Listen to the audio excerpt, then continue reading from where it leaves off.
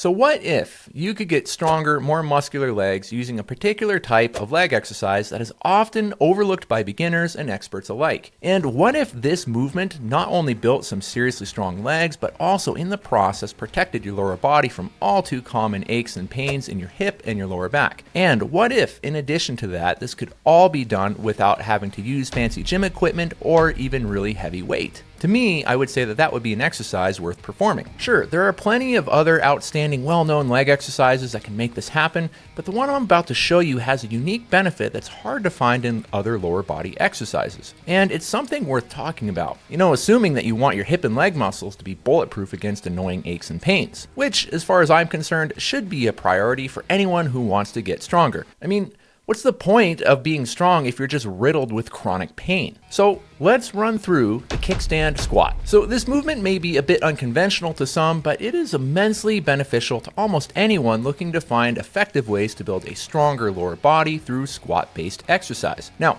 not only does this movement light up your leg muscles, making them become bigger and stronger, but it also targets some critical hip muscles in a way that the traditional double leg squat doesn't. So this exercise is profoundly simple. You just place your non-weight bearing leg behind you at a 45-degree angle out to the side, and then you rest it on the ground only enough so that it prevents you from falling over, just like a kickstand on a bike. And if positioned correctly, before you even begin to squat, you'll feel your front leg have to load against essentially all of your body weight. Your quadriceps, your glute max, and your deep hip stabilizers will now be primed for some serious stimulation. The secret sauce to be aware of here is to keep constant tension on your front leg at all times, which is pretty easy to do so long as you don't shift any of your body weight onto your back foot. So try not to take a break at any point in time as you perform all of your repetitions until all of them are completed. This exercise is simple, it's effective, and it gets you stronger. But what's even better is it prevents injuries in a way that traditional double leg squats typically don't. Now that makes for a hard combination to beat. Now I can already hear a few of you saying, "But Jim, just do some Bulgarian split squats instead." Now I'm way ahead of you here. I've already made a video on the benefits of the Bulgarian split squat because while it is arguably one of the best all-time lower body exercises that you can do, they're not for everyone, particularly for those who have limited hip mobility or poor balance. Sometimes we need to have an intermediate. An exercise that's brilliant for one person might not be too ideal for the next. Additionally, while you can perform various similar leg exercises using specific pieces of fitness equipment, not everyone has access to their own equipment or a gym facility to make this happen. So we need options, and while this is the case for any type of exercise, it's critical for single leg strength training exercises. And so why is that? Well, it's because single leg training will absolutely save your hips and potentially your lower back from a world of annoying aches and pains that can really interfere with your physical performance and even your daily life. You see, single leg training or single leg exercises are not only profoundly beneficial for challenging your leg muscles, but for your deep hip stabilizer muscles as well. And all too often in life, these muscles become weak, underactive, and unhealthy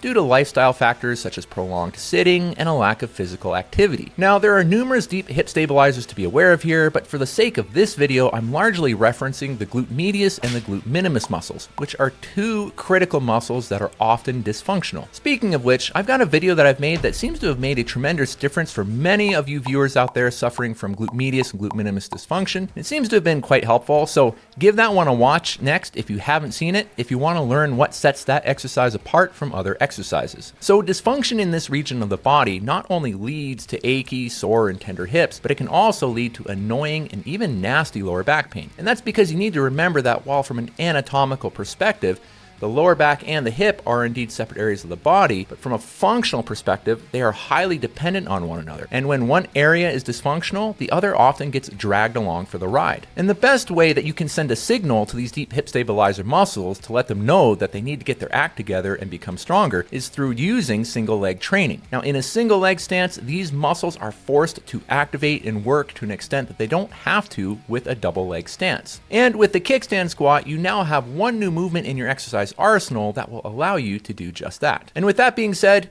keep making great things happen.